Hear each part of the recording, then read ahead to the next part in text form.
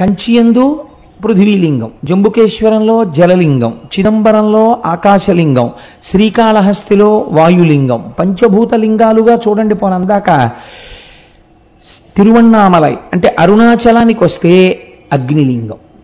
ఇప్పుడు మీరు ఒక్క విషయాన్ని గమనించండి. పృథివీలింగం అంటే మీకు తెలుస్తోంది పృథివీ, జలలింగం అంటే తెలుస్తోంది నీరు, ఆకాశలింగం అంటే తెలుస్తోంది ఏమీ లేకుండా అంతటా పరమాత్మ ఉన్న స్థితి. అలాగే మీకు వాయులింగం తెలుస్తోంది దీపముల కదలిక చేత. అప్పుడు అగ్నిలింగం అన్న దగ్గర ఏది ఉండాలి? అగ్నిహోత్రం ఉండాలి కదండి. మీరు అరుణాచలంలో శివలింగం దగ్గరికి వెళ్ళి దర్శనం చేసుకున్నారనుకోండి, ఏ ప్రశ్న వెయ్యాలి గురువుని శిష్యులు? అయా, కంచి వెడితే పృథ్వీలింగం ఉందండి, మిగిలిన చోట్ల భూతములు తెలుస్తున్నాయి, మరి ఇక్కడ కూడా అగ్నిహోత్రం ఉండాలి కదండి, ఇక్కడ అగ్నిహోత్రం లేదు కదా, మరి ఇది అగ్నిలింగం అని ఎలా పిలుస్తారు అని అడగాలి కదా. ఇక్కడ రాశీభూతమైన జ్ఞానాగ్ని, అది జ్ఞానాగ్నియే. అందుకే స్కాంద పురాణం అంది జీవి యొక్క ప్రయాణాన్ని, మనుష్య ప్రయాణం అనకండి, జీవుడు లోపల ఉన్న జీవుడు ఎన్ని దేశముల నుండి నే వచ్చినానో నిన్న విన్నారు కదా. ఇదేంటి, ఎందరో రోతల్లులెందరో తండ్రులెందరో తన వారులెందరో సుతులు, ఎంతమంది అయ్యారో ఇప్పటికీ.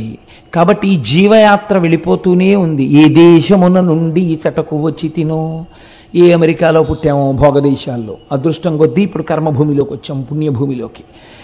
ఎక్కడి నుంచి ఇక్కడికి వచ్చానో, మళ్ళీ ఇచట నుండి నే పోదు ఏ దేశమునకు, మళ్ళీ ఎక్కడికి పోతాము.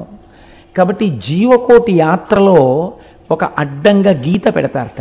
ఏమా గీత అంటే, అరుణాచల ప్రవేశమునకు పూర్వము, అరుణాచల ప్రవేశము తదనంతరము. అరుణాచలేశ్వరుడు దర్శనం పెట్టరు, మీరు జాగ్రత్తగా గుర్తుపెట్టుకోండి. అరుణాచల ప్రవేశమునకు పూర్వము, అసలు అరుణాచలంలోకి ప్రవేశించాడా ఇది చూస్తారు. రెండవది అరుణాచల ప్రవేశమునకు తరువాత, అరుణాచలంలో ఒకసారి ప్రవేశిస్తే ఆ జీవి యొక్క జీవితం ఇంకొకలా ఉంటుంది, అక్కడి నుంచి గీత కొట్టి ఇంకోలా చూస్తారు.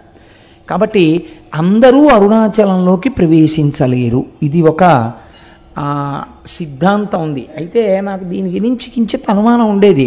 ఇది ఎప్పుడో ఉంటుంది కదా, ఇప్పుడు రైళ్ళు వచ్చేసాయి, బస్సులు వచ్చేసాయి, అనేకం వచ్చేసాయి, ఇప్పుడు కూడా అలా ప్రతిబంధకాలు ఉంటాయా అని నాకు అనుమానం ఉండేది. నేను మొట్టమొదటిసారి అరుణాచలం వెళ్ళినప్పుడు, ఈ సభలో ఎవరైనా ఉన్నారో లేరో నాతో వచ్చిన వాళ్ళు, శంకరం గారు ఉన్నారేంటే మీరు సాక్ష్యం అయితే, నాకు ఈ అనుమానం ఉండేది. చిత్రం ఏంటంటే, మేము చెన్నై నుంచి అరుణాచలం వెడుతుంటే వ్యాన్ బరస్ట్ అయిపోయింది. బరస్ట్ అయిపోతే దిగిపోయి కూర్చున్నాం. వాడు వెళ్ళి టైర్లు తెచ్చి మళ్ళీ టైర్లు మార్చాడు. మళ్ళీ కొంచెం దూరం వెళ్ళింది, మళ్ళీ బరస్ట్ అయిపోయింది. చీకటి పడిపోతోంది, రోడ్డు మీద నిలబడిపోయాం. మేము అరుణాచలంలోకి ప్రవేశించలేదు. అప్పుడు నాకు అర్థమైంది, ఎన్నున్నా అరుణాచల ప్రవేశానికి ఈశ్వరానుగ్రహమే కారణం కావాలి అని.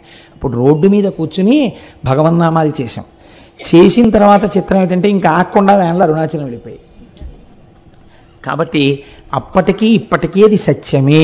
ఈశ్వరుడు మాకు వెంటనే వచ్చిన అనుమానాన్ని నివృత్తి చేసేసాడు. కాబట్టి అరుణాచలం అంత పరమపావనమైనటువంటి క్షేత్రం. అయితే ఏమంటే అది కేవలము జ్ఞానాగ్నియేనా? మరి పంచభూతములలో అగ్నికి అప్పుడు ఇంకొక లింగం ఉండాలి కదా అని మీకు అనిపించవచ్చు.